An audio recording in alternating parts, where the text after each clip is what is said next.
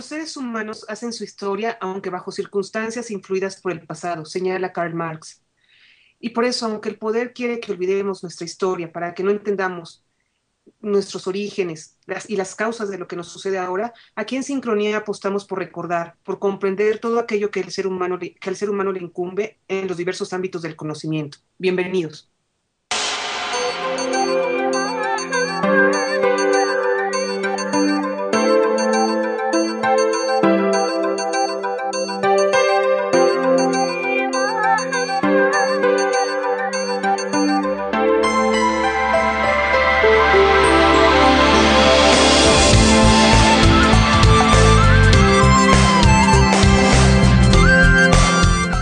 Hola, mucho gusto que estén con nosotros ahora en Sincronía. Hace un poco de frío, pero bueno, trataremos de calentar el ambiente, de hacerlo un poquito más confortable para todos. Y empezamos con matemáticas, que creo que a nadie lo dejará incólume, ya que o le va a entender o va a confundirlo más, pero algo le moverá. Y para eso tenemos con nosotros a Rogelio Fernández Alonso. Hola, Rogelio. Hola Marta, buenas noches a todos. Sí, hoy vamos a hablar de un proceso muy importante en matemáticas que es la generalización. Entonces, voy a hablar de la generalización a través de un ejemplo.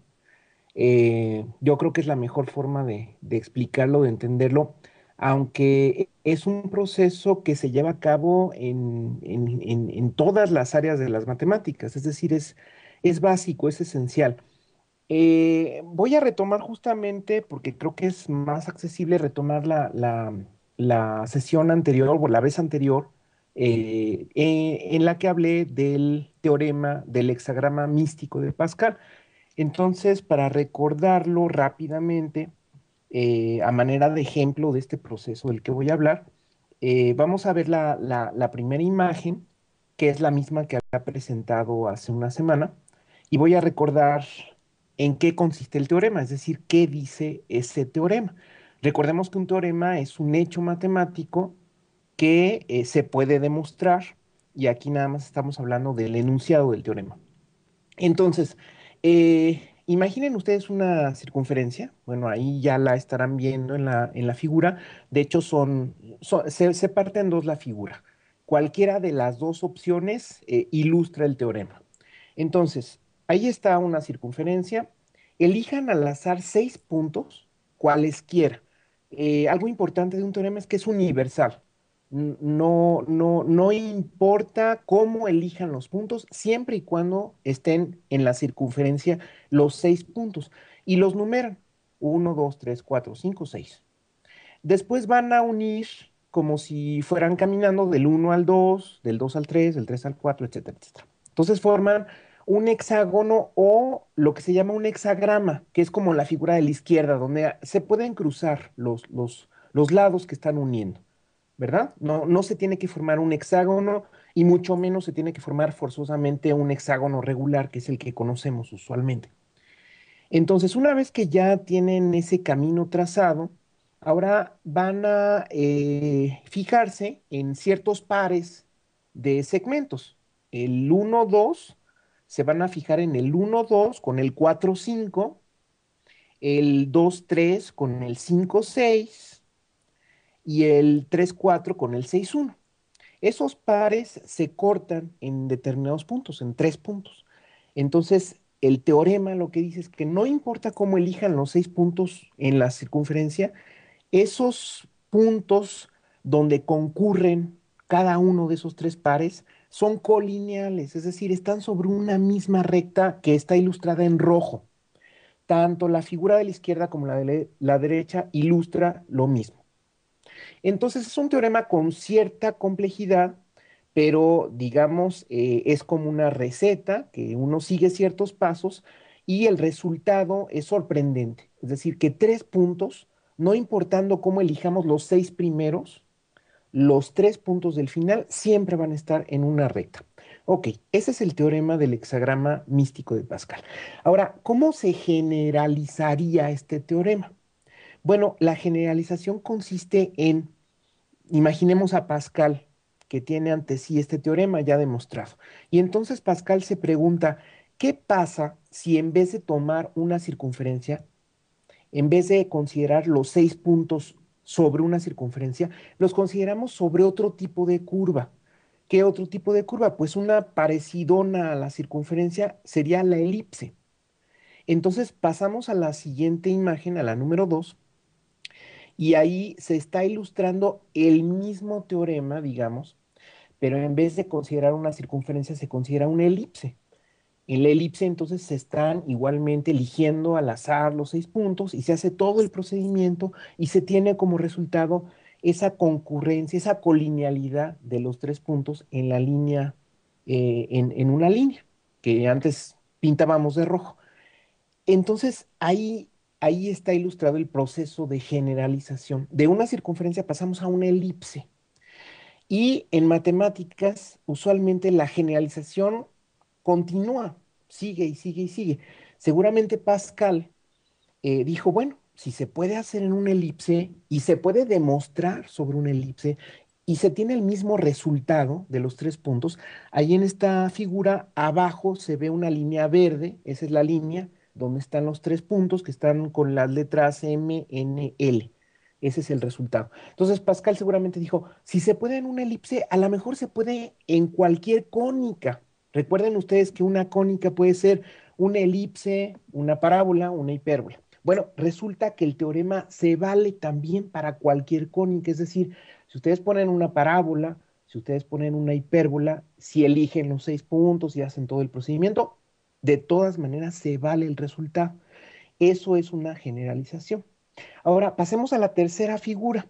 La tercera figura también como que tiene que ver con el teorema este de Pascal, nada más que es un poquito distinto. ¿Por qué? Porque en la figura número 3 ahí vemos dos rectas. En vez de una circunferencia, en vez de una elipse, consideramos dos rectas. Y en las dos rectas igualmente estamos eligiendo los 6 puntos, nada más que los elegimos alternadamente. El número 1 en una recta, el 2 en la otra, luego regresamos, el 3 en la primera recta, el 4, el 5, el 6. Y formamos este hexagrama. Bueno, pues también se vale el teorema, nada más que en este caso es el teorema de Pappus. Pappus es un matemático griego, no tan antiguo, en el sentido de que no es antes de Cristo, sino es después de Cristo, más o menos con el siglo III después de Cristo. Y en este teorema se basó Pascal para enunciar y demostrar su teorema del hexagrama místico. Entonces, ¿qué tienen en común ese par de rectas con la circunferencia y con la elipse? Para eso pasamos a la última imagen, la número 4, y en efecto hay algo en común. Las dos rectas se pueden ver como un caso especial, a veces le llaman degenerado, de una cónica. Las dos rectas se pueden considerar como un corte del plano al cono. ¿Se acuerdan que habíamos hablado en alguna sesión, en alguna participación anterior del cono doble? Bueno, pues ahí se ve en la figura como en efecto un plano puede cortar a un cono doble y se forman dos rectas, es decir, el par de rectas entra dentro de la gama de posibilidades donde está la circunferencia, donde está la elipse, donde está la parábola, donde está la hipérbola.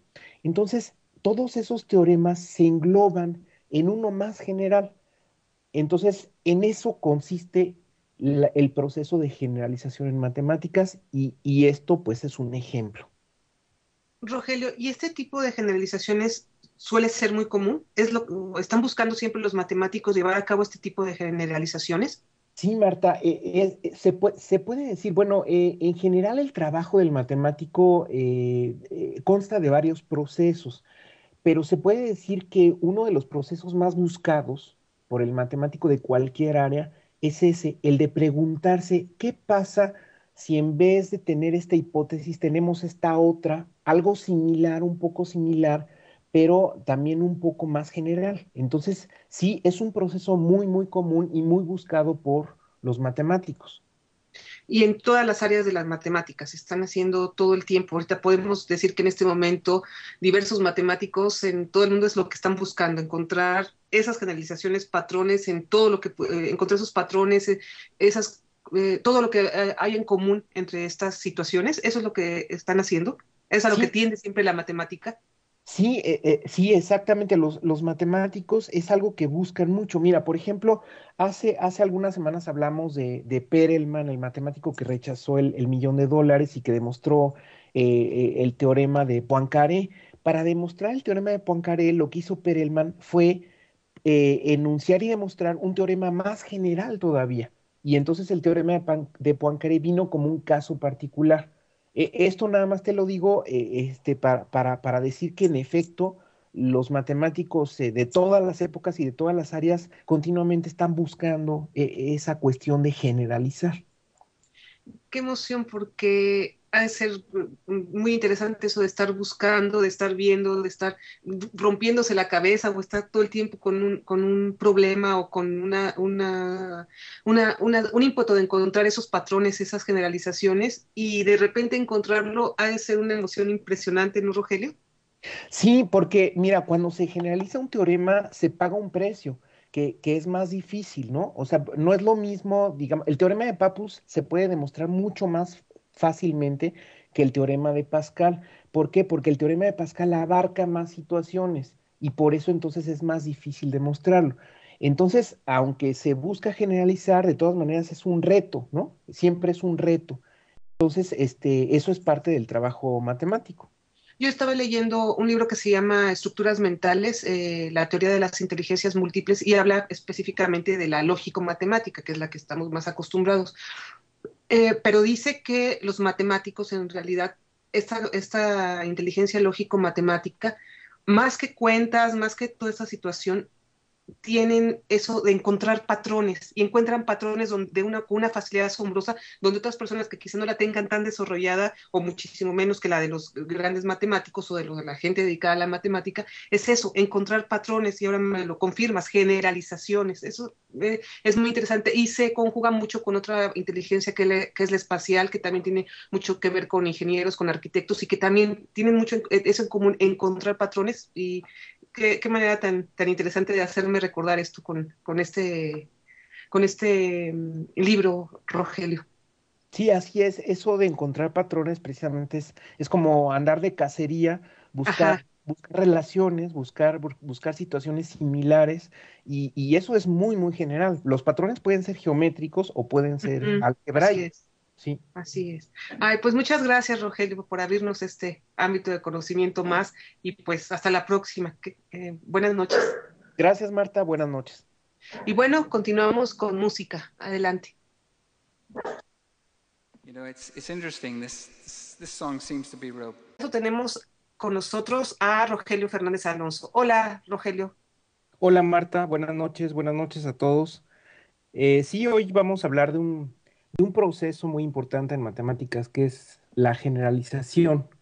Entonces, voy a hablar de la generalización a través de un ejemplo. Yo creo que es la mejor forma de explicarlo, de entenderlo, aunque es un proceso que se lleva a cabo en todas las áreas de las matemáticas, es decir, es básico, es esencial. Voy a retomar justamente, porque creo que es más accesible retomar la sesión anterior o la vez anterior, en la que hablé del teorema del hexagrama místico de Pascal. Entonces, para recordarlo rápidamente. Hola, mucho gusto que estén con nosotros ahora en sincronía. Hace un poco de frío, pero bueno, trataremos de calentar el ambiente, de hacerlo un poquito más confortable para todos. Y empezamos con matemáticas, que creo que a nadie lo dejará incólume, ya que o le va a entender o va a confundirlo más, pero algo le moverá. Y para